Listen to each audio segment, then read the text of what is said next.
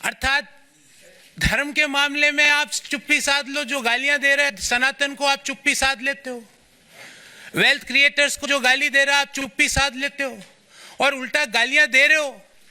देश में wealth creation जुर्म नहीं हो सकता। देश में जो नीतियां उदारीकरण की, निजीकरण की, वैश्वीकरण की नीतियां हैं वो गलत नहीं हो सकती। आज आप इसलिए उन चीजों को गलत बोलते हो क्योंकि वो एक ऐसे व्यक्ति उन चीजों को आगे लेके जा रहा है जिनको आपको सुबह से शाम गाली देनी है। मैंने कम से कम 300-400 प्रेस वार्ताएं करी है साथियों, आपने भी कहीं ना कहीं मुझे जरूर देखा होगा। मैंने इश्यू बेस्ड रिजर्वेशंस पे बात करी है, व्यक्ति परक्ष आरोप आलोचनाएं नहीं करी है। व्यक्तियों के बारे में राजनीतिक पार्टियों पे आक्षेप नहीं होते। राजनीतिक पार्टियां आइडियोलॉजीज पर आधारित होती है और जो आइडियोलॉजीज पर मैं ये सोच के कांग्रेस पार्टी जिस आइडियोलॉजी को सोच के मैंने ज्वाइन किया था कि नए आइडियाज का, इंटेलेक्चुअल आइडियाज का, नए सोच का वहां पर सम्मान होगा, पर नए सोच का, नए आइडियाज का, नए लोगों को सम्मान छोड़ के क्रश करने की प्रक्रिया भारत को आगे नहीं ले जा सकती। और अल्टीमेटली हमारी आइडियोलॉजीज, पार्टीज की, पॉलिटिकल राजनीतिक पार्टियों की आइडियोलॉजीज अलग अलग हो सकती है, पर एक आइडियोलॉजी जो हम सबको जोड़ती है वो भारत को आगे ले जाने की आइडियोलॉजी, और उसी आइडियोलॉजी को ध्यान में रखते हुए जो विकसित भारत की जो संकल्पना है उसको आगे ले जाने के लिए जो आइडियोलॉजी ने मुझे आकर्षित किया और मैंने आज भारतीय जनता पार्टी ज्वाइन करी। मुझे उम्मीद है मैं अपनी योग्यता का, अपने ज्ञान का, अपनी समझ का प्रयोग भारत को आगे ले जाने में जरूर भारतीय जनता पार्टी के माध्यम से कर पाऊंगा और मैं अति प्रसन्न हूं। मैंने मेरी दिल की बात सारी लिख दी है, इससे ज्यादा ना तो मुझे किसी के व्यक्ति के बारे में टीका टिप्पणी करनी है। जो इश्यूज, और ये इश्यूज मैंने ऐसा नहीं कि पहली बार उठाए, पार्टी के हर पटल पे इन इश्यूज को मैंने समय समय पर उठाया और बेरोक टोक उठाया, पर जब आप इनको नजरअंदाज कर रहे हो तो मुझे लगता है कि भारत को आगे ले जाने में आपका कंट्रीब्यूशन नहीं है। और जब मैं अपना कंट्रीब्यूशन भारत जैसे महान देश को आगे ले जाने में नहीं दे सकता तो मैं वहां रहकर कुछ नहीं कर सकता। इसलिए मैंने प्रधानमंत्री नरेंद्र मोदी जी के विकसित भारत की संकल्पना को आधार बनाकर देश को आगे ले जाने की, जो डेवलप्ड नेशन बनाने की जो मोदी जी का सपना है उसको साकार करने के लिए जो भी मेरे से योगदान होगा वो मैं पूर्ण रूप से दूंगा।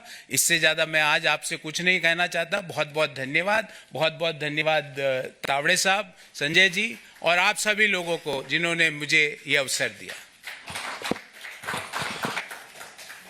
मित्रों, को आप सुन रहे थे जिन्होंने कहा कि सनातन विरोधी मैं नारे नहीं लगा सकता।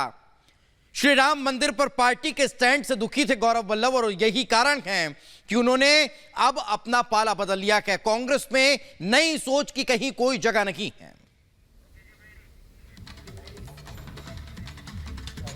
तो एक तरफ आपने गौरव वल्लभ को सुना, तो वहीं अब आपको बताते हैं कि संजय निरुपम ने आखिर क्या कुछ कहा। आज संजय निरुपम प्रेस कॉन्फ्रेंस करने के बाद कांग्रेस पर जमकर हमला करते हुए नजर आए। यहां तक कह दिया कि कांग्रेस पार्टी में अब कुछ नहीं बचा, कांग्रेस पार्टी अब बिखराव की तरफ आगे बढ़ रही है।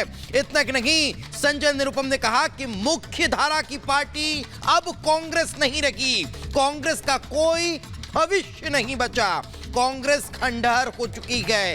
ये संजय निरुपम कह रहे हैं। उन्होंने कहा कि आउटडेटेड नेताओं के हाथों में कांग्रेस की कमान है। इतना कि नहीं, संजय निरुपम ने कहा कि अब कांग्रेस पार्टी में 5 पावर सेंटर हैं और 5 पावर सेंटर आपस में लड़ रहे हैं। इस समय कांग्रेस पार्टी में 5 पावर सेंटर्स हैं। आप चौंक जाएंगे सुनकर के, लेकिन ये सब हमने अनुभव किया हुआ है। अब पूछेंगे 5 पावर सेंटर कौन कौन से हैं, और 5 के अपने कॉकस है, 5 की अपनी लॉबी है, और 5 की जो लॉबी है वो आपस में टकराती रहती है, एक दूसरे को मारने में लगी रहती है। और उसमें बहुत सारे लोग, हमारे जैसे लोग जो किसी भी लॉबी का कोई बाहरी हिस्सा नहीं है, वो अक्सर तकलीफ में रहते हैं, और मैं अकेला नहीं, ऐसे लाखों लोग हैं कांग्रेस पार्टी से जुड़े। तो जो 5 पावर सेंटर है उसमें सबसे पहले तो परम आदरणीय सोनिया गांधी जी का एक पावर सेंटर है, उनके आसपास के लोग हैं।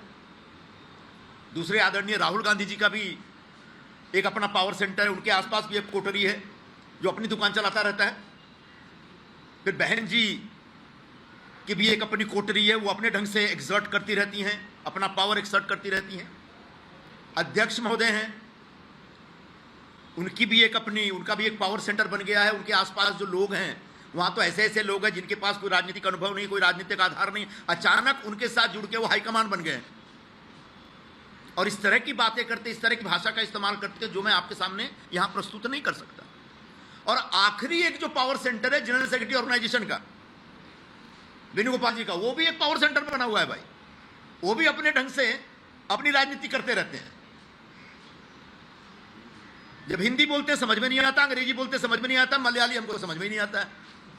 एक ऐसा आदमी पिछले इतने वर्षों से बैठा हुआ है और संगठन लगातार गर्त में जा रहा है, संगठन लगातार बुरे खराब दौर में, खराब हाल में। तो एक कांग्रेस पार्टी में जो ये टकराव चल रहा है लॉबियों का, उसकी वजह से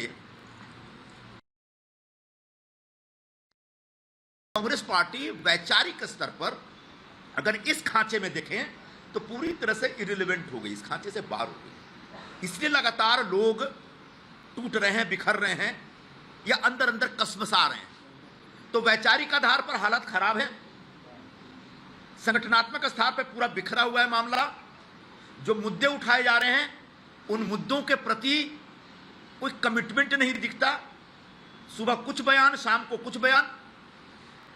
जो नारे हैं ऐसे नारे हैं जो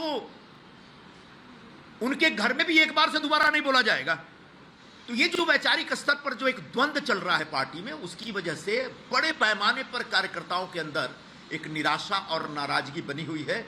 और अगर यूं ही चलता रहा तो आगे जाकर धीरे धीरे बहुत कुछ खत्म हो जाएगा, बिगड़ जाएगा, मुझे ऐसा लग रहा है।